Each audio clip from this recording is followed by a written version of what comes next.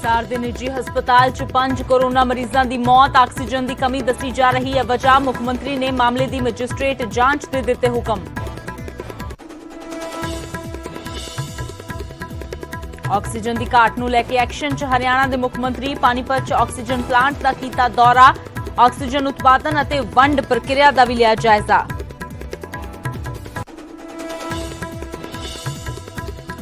Oxygen की घाट अगे हरियाणा का सब तो बड़ा हस्पताल भी बेबस। रोहतक पीजीआई ने नवे कोरोना मरीजों को दाखिल करने तो किया इनकार। सरकार तो ऑक्सीजन की सप्लाई वधाउण की भी की मंग। दिल्ली च 18 साल तो वध उम्र वालियां नूं भी मुफ्त लगेगी वैक्सीन। सीएम केजरीवाल ने किया ऐलान। पूरे देश च वैक्सीन का एक रेट तय करने की भी की मंग।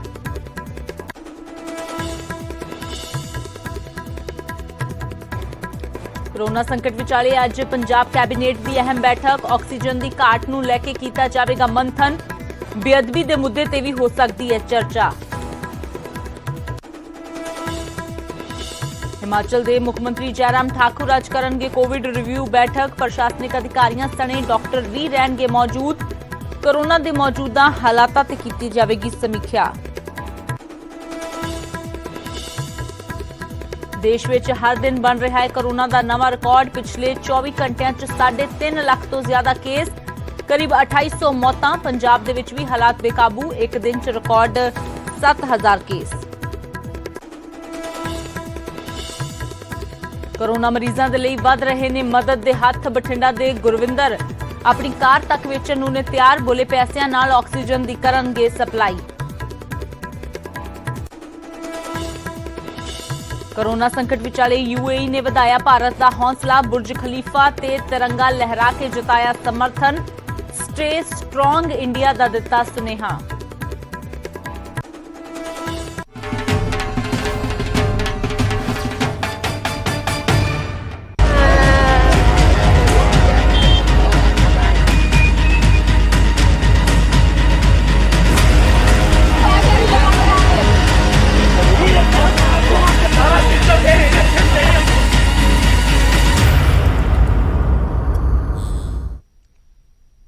सत श्री अकाल। न्यूज़ 18 पंजाब हरियाणा हिमाचल देख रहे सारे दर्शकों का स्वागत। मैं अमृत वर्दी। बुलेटिन की शुरुआत करते हैं हरियाणा के हिसार तो आ रही ये वड्डी ते परेशान कर देने वाली खबर के नाल। इत्थे निजी हस्पताल दे विच 5 कोरोना मरीजों की मौत हुई है ते कारण एक बार फिर तो बनया है ऑक्सीजन की कमी। ऑक्सीजन की कमी वजह दसी जा रही है। 5 कोरोना मरीजों की मौत की। मृतकों के परिवारक मैंबरों ने हंगामा किया है ते हस्पताल के बाहर हालात विगड़द्या वेख पुलिस बल भारी तैनात कर दिता गया है। हालांकि ये पहला मामला नहीं है, बल्कि कल गुरुग्राम ते रेवाड़ी दे विच भी 8 कोरोना मरीजों की जान गई सी। कारण उत्थे भी ऑक्सीजन की कमी ही दसी गई सी। पर हुण लगातार जिथे ऑक्सीजन की कमी एक बड़ा संकट बड़ा काल बन रहा है, उत्थे ही लगातार हो रही मौतों तो बाद लोगों का गुस्सा प्रशासन नूं लैके सेहत विभाग नूं लैके फुट रहा है। तो तस्वीरां तुसीं देख सकते हो। ऑक्सीजन की घाट कारण 5 लोगों की मौत हिसार के हस्पताल च हो गई है। तो उधर परिवारक मैंबरों के वलों हंगामा किया जा रहा है, क्योंकि जिन्हों ने अपने गवाया है वो इस वेले सीधे तौर पर जो है वो सवाल भी खड़े कर रहे हैं प्रशासन ते। पर ऑक्सीजन की कमी एक बड़ा मुद्दा जरूर बनी हुई है, क्योंकि एक पासे बड़ा हस्पताल जो हरियाणा का सब तो है रोहतक पीजीआई, ऑक्सीजन की कमी के अगे उसने भी हाथ खड़े कर दिते ने। नवे मरीजों को भर्ती नहीं किया जा रहा। निजी हस्पतालों के विच लोग जा रहे हैं, पर निजी हस्पतालों के विच ऑक्सीजन की कमी करके सीधियां मौतां हो रही ने। पंजाब के अमृतसर दे विच 6 मरीजों की जान गई। गुरुग्राम च 4 मरीजों ने दम तोड़िया। रेवाड़ी च 4 मरीजों ने दम तोड़िया। अज हिसार च 5 कोरोना मरीजों की मौत हो गई है। दिल्ली दे विच वड्डी एक संकट ऑक्सीजन का गहरा रहा है। राजस्थान दे विच वड्डा संकट है। तो अजिहे दे विच इस वेले कोरोना के नाल नाल वड्डी चुनौती जो है वो ऑक्सीजन की कमी है। हालांकि अपने पद्धर ते सूबा सरकारां केंद्र सरकार नूं चिट्ठियां लिख रही ने, अपील कर रही ने कि सानू ऑक्सीजन की जो सप्लाई है वो वधाई जाए। वक्खो-वक्ख थां ते आपो अपने पद्धर ते कोई ऑक्सीजन प्लांट लगा रहा है, किते हवा ऑक्सीजन का जो ट्रायल किया जा रहा है। चंडीगढ़ ਦੇ ਵਿੱਚ ਹਵਾ ਆਕਸੀਜਨ ਦਿੱਤੀ ਜਾ ਰਹੀ ਹੈ ਮਰੀਜ਼ਾਂ ਨੂੰ ਤਾਂ ਦੂਜੇ ਪਾਸੇ ਹੁਣ ਆਕਸੀਜਨ ਦੀ ਘਾਟ ਕਾਰਨ ਜੋ ਲਗਾਤਾਰ ਮੌਤਾਂ ਹੋ ਰਹੀਆਂ ਨੇ ਉਹ ਇਸ ਵੇਲੇ ਜ਼ਰੂਰ ਦੇਸ਼ ਦੇ ਵਿੱਚ ਲੋਕਾਂ ਦੇ ਵਿੱਚ ਸਹਿਮ ਦਾ ਮਾਹੌਲ ਵੀ ਪੈਦਾ ਕਰ ਰਹੀਆਂ ਨੇ ਤੇ ਚਿੰਤਾ ਵੀ ਵਧਾ रही ने। ऐसे कोविड सेंटर बंद कर देने चाहिए जहाँ 5-5 ऑक्सीजन की वजह से। जब पेमेंट लेते तो ऑक्सीजन कौन देगा? पहले ये इनकी लापरवाही। अभी मेरे को कहता है डॉक्टर 15 दिन और लगेंगे, 14 दिन मेरे को हो चुके हैं यहाँ। 5 लाख रुपया सर ਅਸੀਂ दे चुके हैं। लाख रुपया साडा बिल ਉਹਦਾ ਦਵਾਈਆਂ ये बताओ डेली 5 लाख रुपया ਅਸੀਂ दे चुके हैं सर। तक कोई स्लिप नहीं दी और 15,000 रुपया डेली का ये बेड का भरवा रहे हैं और टेस्ट होगा और रात को 12 बजे कॉल आती है इनकी कि टेस्ट के पैसे दे जाओ, ठीक है। और रात के 10 बजे तक तो हम हॉस्पिटल के बाहर होते हैं, 10 बजे तक कोई नहीं बोलता और डॉक्टर दारू पी के कॉल करता रहा। खत्म हो जाता है ना। संदीप सैनी साडे सहयोगी ज्यादा जानकारी ਲਈ जुड़े ने। ਤਾਂ ਸੰਦੀਪ ਪਹਿਲਾਂ ਗੁਰੂਗ੍ਰਾਮ ਫਿਰ ਰਵਾੜੀ ਤੇ ਹੁਣ ਹਿਸਾਰ ਦੇ ਵਿੱਚ 5 ਮੌਤਾਂ ਸਿੱਧੇ ਤੌਰ ਤੇ ਸਵਾਲ ਖੜੇ ਕਰ ਰਹੀਆਂ ਨੇ ਹਸਪਤਾਲ ਪ੍ਰਸ਼ਾਸਨ ਤੇ। ਫਿਲਹਾਲ ਕੇਸ ਦੀ ਲਾਪਰਵਾਹੀ ਸਾਹਮਣੇ ਆ ਰਹੀ ਹੈ। ਕੀ ਕੁਝ ਹਸਪਤਾਲ ਪ੍ਰਸ਼ਾसन कह रहा है? जी, अभी तक अस्पताल प्रशासन कोई भी बोलने को तैयार नहीं है जिसमें मौत हुई है और ना ही कोई हिसार का जो लोकल प्रशासन है वो बोलने को तैयार है। जो सीएमओ है उनसे भी फोन पे बातचीत करने की कोशिश की गई, वो फोन नहीं उठा रहे हैं। और जो डीसी में है जो हिसार की प्रियंका सोनी वो भी फोन नहीं उठा रही है। इस बारे में कोई भी कुछ नहीं बोल रहा है। जो परिजन है उनका आरोप है कि ऑक्सीजन की वजह से उनके जो पेशेंट थे कोरोना के उनकी मौत हुई है। जी तो संदीप, फिलहाल जो ये कोरोना मरीज थे वो कब से अस्पताल में भर्ती थे और क्या पहले परिजनों को डॉक्टरों की ओर से बताया गया कि ऑक्सीजन की कमी है कि अगर वो अपने स्तर पर कुछ अरेंज कर सकते हैं?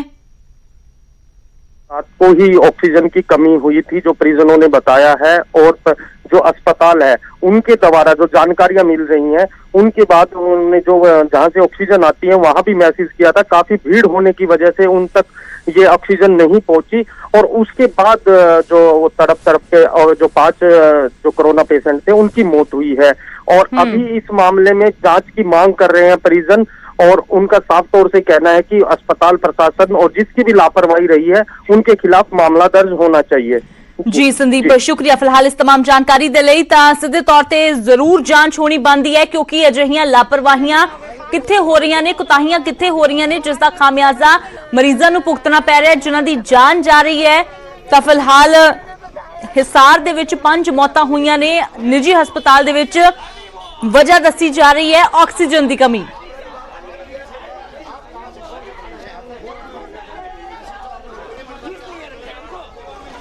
तो हालांकि उधर पूरे मामले के उपर मुख्यमंत्री ने भी तुरंत एक्शन लिया है। हिसार मामले की मजिस्ट्रेट जांच के हुक्म दिते गए ने। मुख्यमंत्री मनोहर लाल खट्टर दे वल्लों उन्होंने जांच के हुक्म दिते ने। हालांकि सूबे दे विच ऑक्सीजन की घाट तो इनकार किया है। पानीपत विच ऑक्सीजन प्लांट के दौरे ते सी सीएम ते ऑक्सीजन ते रेमडेसिविर की कालाबाजारी रोकण दे लई टीमां दा गठन किया है, यह दावा करते नजर आए। पर सूबे दे विच ऑक्सीजन की कमी नहीं है, ऑक्सीजन की घाट नहीं है, ये कहते नजर आए ने मुख्यमंत्री मनोहर लाल। एक पासे सूबे का सब तो बड़ा रोहतक पीजीआई जिथे हाथ खड़े कर रहा है कि ऑक्सीजन की कमी है, सरकार तो सप्लाई वधाउण की मंग हो रही है, तो दूजे पासे मुख्यमंत्री इस गल तो इनकार कर रहे हैं कि किसी तरह की ऑक्सीजन की घाट है सूबे च। जांच जो है मजिस्ट्रियल जांच होगी उसकी कि क्या वाकई वो किसी मिसमैनेजमेंट के कारण से हुआ है ऑक्सीजन, क्योंकि ऑक्सीजन की कमी नहीं है, ना हिसार में है ना किसी और शहर में है, लेकिन कहीं ना कहीं कोई मिसमैनेजमेंट होती है। रात के समय में जो छोटे हॉस्पिटल हैं वहीं पर ये घटनाएं हो रही हैं, तो उसका हम आज ही जिला स्तर पर एक और थोड़ा मजबूत व्यवस्थाएं बनाएंगे ताकि 24 घंटे चलने वाली व्यवस्थाएं कहीं भी कोई एडवांस में जानकारी मिलती है तो उसका जितना भी एडमिनिस्ट्रेशन की तरफ सहयोग है वो सुनिश्चित हो सके। तो फिलहाल बेशक मुख्यमंत्री ये दम भर रहे हैं कि सारियां सुविधावां पूरियां ने, किसी तरह की कोई कुताही किते नहीं हो रही है, किसी तरह की कोई कमी नहीं है। पर लगातार निजी हस्पताल दे विच जो मौतां हो रही ने वो सरकार के दावियां नूं खोखला साबित कर रही ने। फिलहाल मनोज कुमार साडे सहयोगी पंचकुला तो जुड़े हुए ने, चंडीगढ़ तो नपिंदर बराड़ जुड़े ने। सब तो पहला मनोज का रुख करते हैं। तो मनोज, स्थिति लगातार बिगड़ रही है, एक के बाद एक मौतें हो रही हैं, निजी अस्पतालों में ये हाल है, सरकारी अस्पताल हाथ खड़े कर रहे हैं, तो आखिरकार मरीज जाएंगे कहां, ये सवाल बड़ा है। फिलहाल क्या कुछ जानकारी? बिल्कुल अमृत, सवाल बहुत बड़ा है और जिस तरीके से संक्रमण बढ़ रहा है ये बहुत चिंताजनक है। और जहां तक बात ऑक्सीजन की है, हरियाणा की अगर ऑक्सीजन की बात कर लें, जो सरकारी आंकड़े हैं वो ये बताते हैं कि करीब 180 मीट्रिक टन ऑक्सीजन की हरियाणा को ज़रूरत है और जो उसको एलोकेट हुई है, केंद्र सरकार भी इसमें ऑक्सीजन मुहैया कराती है। लेकिन हरियाणा को फिलहाल 1,60,000 जो मीट्रिक टन ऑक्सीजन है वो मिल पा रही है। हालांकि दिल्ली जैसी स्थिति नहीं है, लेकिन फिर भी जितनी डिमांड है उस हिसाब से सप्लाई नहीं हो पा रही है। इसके लिए हरियाणा सरकार ने अब औद्योगिक जो इस्तेमाल है ऑक्सीजन का उसको रोक दिया है। तो जो इंडस्ट्री में ऑक्सीजन इस्तेमाल होती थी उसको रोकने के बाद करीब 40 मीट्रिक टन ऑक्सीजन की उपलब्धता और हरियाणा में बढ़ जाएगी। ये आपूर्ति हरियाणा को होने वाली है। इसके साथ साथ हॉस्पिटल्स में बेड्स को लेकर भी लगातार बात हो रही है। बेड्स उपलब्ध नहीं है, लोगों को एडमिशन नहीं मिल रहा हॉस्पिटल में। इसके लिए सरकार 2000 बेड्स और बनाने जा रही है, जो ऑक्सीजन असिस्टेड बेड कहलाए जाएंगे। समस्या यहाँ पर ऑक्सीजन बेड से ज़्यादा ऑक्सीजन की है और इसीलिए हरियाणा सरकार की एक महत्वपूर्ण जानकारी हमारे पास ये आई है कि झारखंड से सरकार रेल के माध्यम से ऑक्सीजन मंगाने पर विचार कर रही है। हालांकि अभी फाइनल इसको लेकर कोई निर्णय नहीं हुआ है, लेकिन ये चर्चा है। बहुत जल्दी सरकार दूसरे राज्यों से भी ऑक्सीजन हरियाणा में मंगा सकती है। तो 2000 बेड्स बढ़ाने वाले हैं, ऑक्सीजन की आपूर्ति बढ़ने वाली है और 500 बेड का एक अस्पताल, जहाँ मुख्यमंत्री पहुंचे हैं पानीपत में, जहाँ ऑक्सीजन का प्लांट है पानीपत में, उसके बिल्कुल साथ वाली ज़मीन पर 500 बेड का जो हॉस्पिटल है वो बनने जा रहा है। और जो सीधी सप्लाई है प्लांट से वो सीधे हॉस्पिटल तक पहुंचाई जाएगी, ताकि जो ट्रांसपोर्टेशन का जो समय है वो बचेगा, लाने ले जाने का जो लॉजिस्टिक का खर्च है वो बचेगा। और यही एक काम सरकार हिसार में करेगी। बिल्कुल ऑक्सीजन प्लांट जहाँ पर है उसके साथ वाली ज़मीन पर 500 बेड का अस्पताल बनाया जाएगा।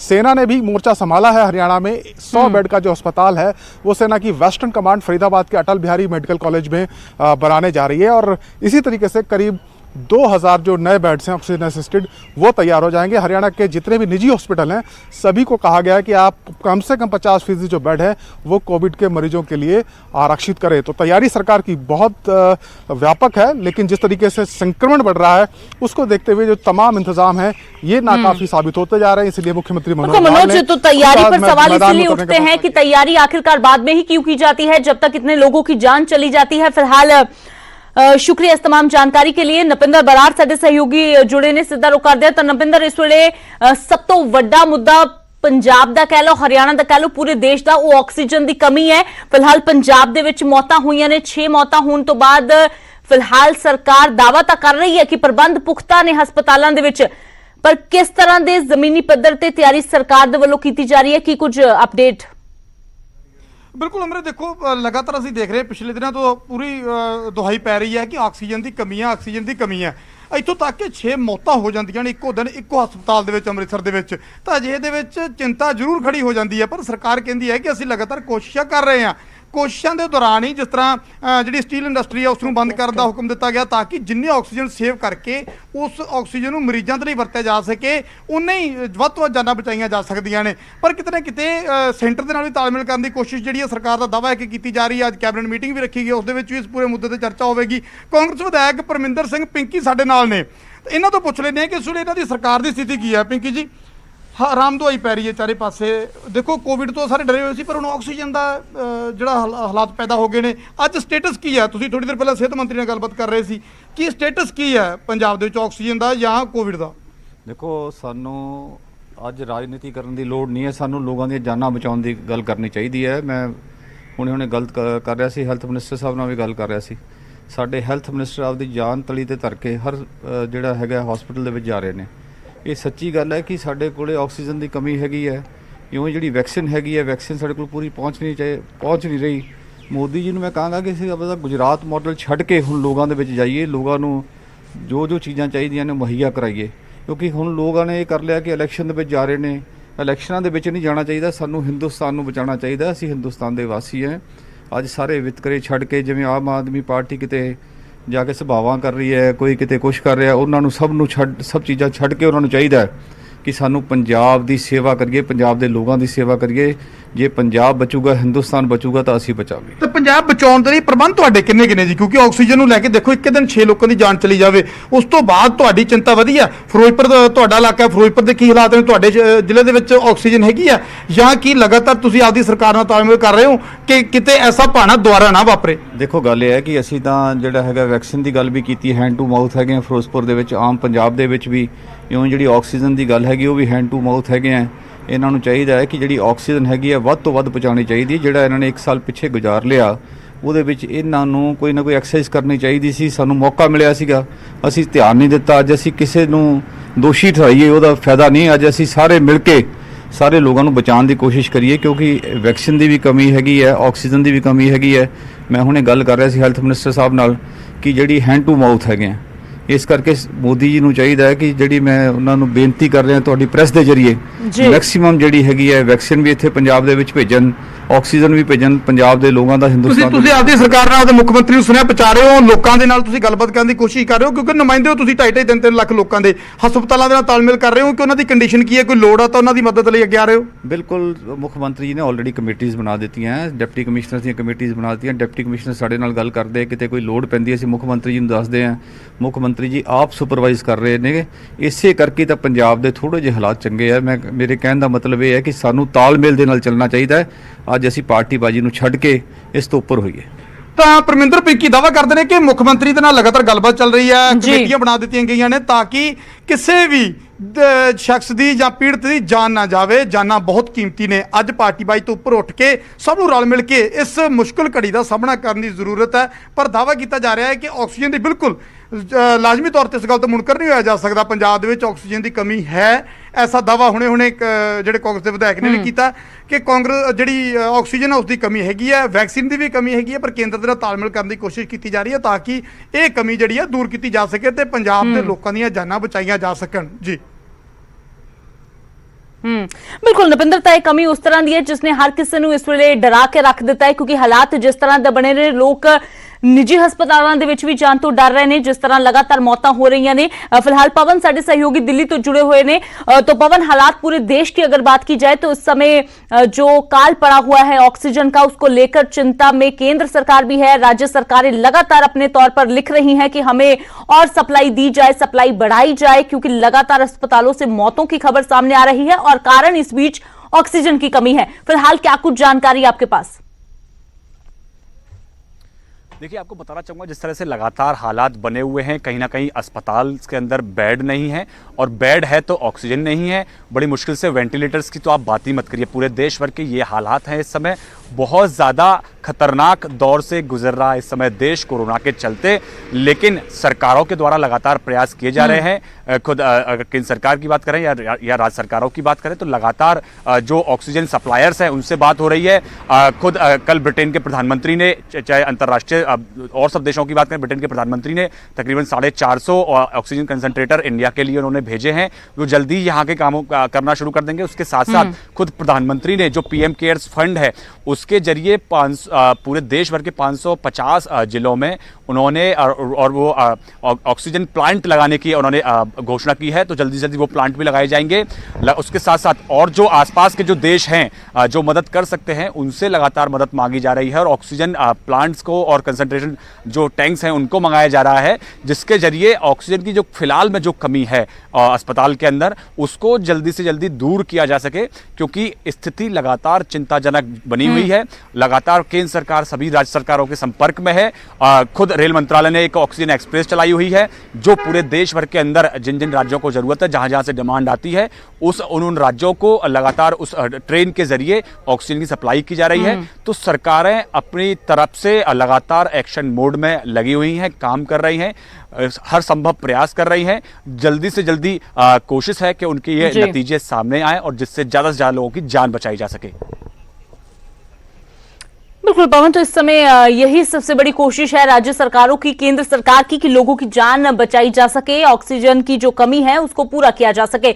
शुक्रिया इस तमाम जानकारी के लिए। नपिंदर साडे सहयोगी जुड़े, नपिंदर तोड़ा भी शुक्रिया। तो फिलहाल पंजाब तो लैके हरियाणा, दिल्ली हालात किस तरह के ने तुहानू दस्सिया है। हर जगह ऑक्सीजन की कमी, ऑक्सीजन का जो अकाल है वो इस वेले गंभीर संकट, गंभीर चिंता का विषय बनया हुआ है, क्योंकि ऑक्सीजन ना मिलन कारण मौतां हो रही ने। हरियाणा दे विच कोरोना मरीजों के लिए ऑक्सीजन की कमी काल बन के बढ़ रही है। पिछले 24 घंटिया ही ऑक्सीजन की घाट कारण 13 मरीजों ने दम तोड़ दिता है जो कोरोना पीड़ित सी। पर इस वेले कोरोना तो ज्यादा ऑक्सीजन की कमी लोगों के लिए चिंता का विषय बनी है। हिसार गुरुग्राम रेवाड़ी दी तस्वीरां तुहानूं दिखा रहे हैं। हिसार दे विच 5 जो कोरोना मरीजों ने अज दम तोड़िया है। इस तो पहला कल गुरुग्राम दे विच 4 मरीजों की ऑक्सीजन की कमी कारण मौत हुई है। रेवाड़ी दे विच भी 4 मरीजों ने दम तोड़िया है। तो यानी कि ये 13 मौतां 3 तस्वीरां दे विच 13 मौतां हुईयां ने ते 13 मौतां दा कारण ऑक्सीजन की कमी ही दस्सिया जा रहा है। ऑक्सीजन की घाट के कारण ये मौतां जो हुईयां ने गुरुग्राम रेवाड़ी ते उस तो बाद हिसार दे विच। तां निजी हस्पतालों ते सवाल खड़े हो रहे हैं। हालांकि निजी हस्पताल कह रहे हैं कि सानू ऑक्सीजन की सप्लाई पूरी नहीं मिल रही है। जो परिवारक मैंबर ने उन्हां दा हंगामा भी देखने को मिल रहा है। हस्पताल प्रशासन ते लापरवाही के इल्जाम भी लगाए जा रहे हैं।